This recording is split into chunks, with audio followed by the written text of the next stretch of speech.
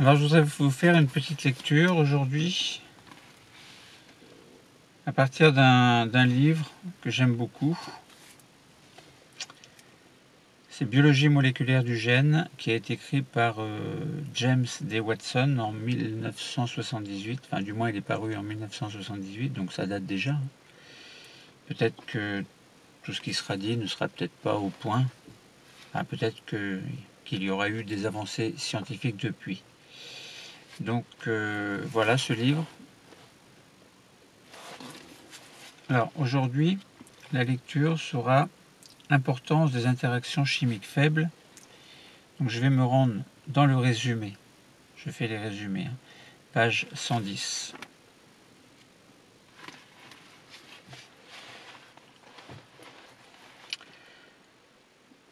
Importance des interactions chimiques faibles. Beaucoup d'événements chimiques importants pour la vie cellulaire ne font intervenir ni la création ni la destruction de liaisons covalentes. La localisation cellulaire de la plupart des molécules dépend de l'existence de forces d'attraction ou de répulsion dites faibles, entre parenthèses secondaires. En outre, ces liaisons faibles jouent un rôle important dans la détermination de la forme qu'adoptent de nombreuses molécules et particulièrement les grandes molécules. Parmi ces liaisons faibles, les plus importantes sont les liaisons hydrogènes, les interactions de van der Waals et les liaisons ioniques. Quoique ces forces soient relativement faibles, elles sont suffisamment puissantes pour assurer l'interaction mutuelle des molécules entre parenthèses groupe correct, donc des molécules correctes. Par exemple, la surface de chaque enzyme a une forme particulière qui permet l'attraction spécifique de ces substrats. La formation de toutes les liaisons chimiques, interactions faibles aussi bien que liaisons covalentes fortes, obéit aux lois de la thermodynamique. Une liaison a tendance à se former s'il en résulte un dégagement d'énergie libre, lorsque, dans ce cas, ΔG est négatif.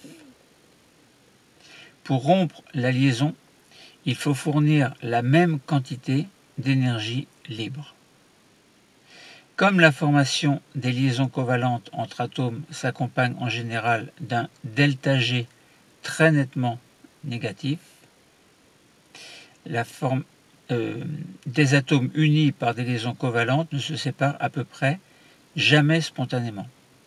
Au contraire, les valeurs de ΔG dont s'accompagne la formation des liaisons faibles ne sont que plusieurs fois supérieures à l'énergie moyenne d'agitation thermique aux températures physiologiques.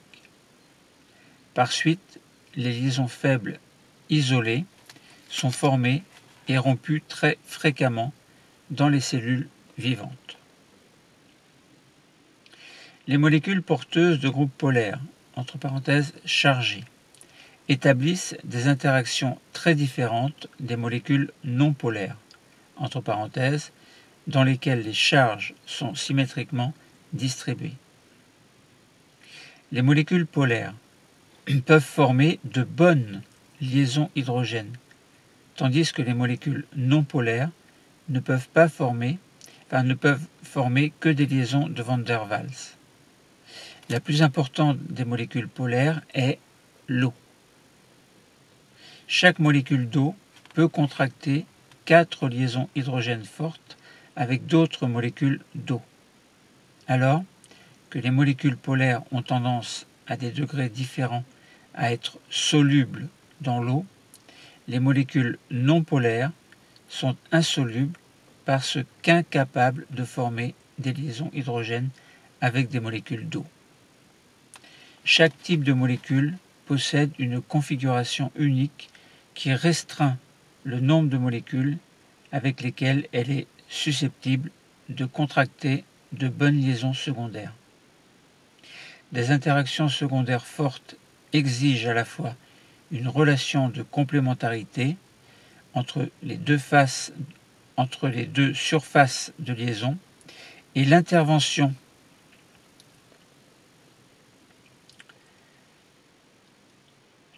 de nombreux atomes, tandis que des molécules assemblées par une ou deux liaisons secondaires seulement sont fréquemment dissociées. Un ensemble de ces liaisons peut former un agrégat stable.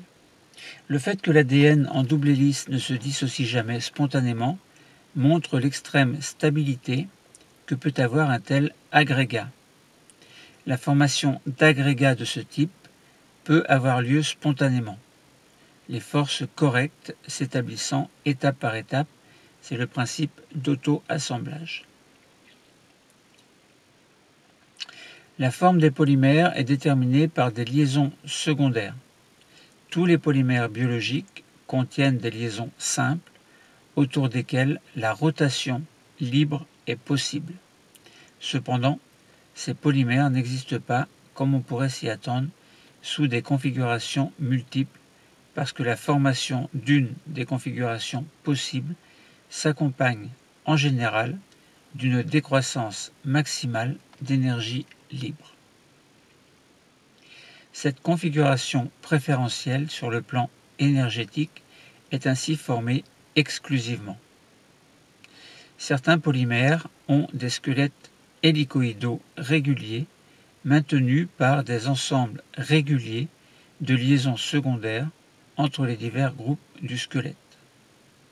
Ces structures régulières en hélice ne peuvent toutefois se former si elles placent les groupes latéraux spécifiques dans des positions telles qu'ils ne puissent établir entre eux des liaisons faibles favorables.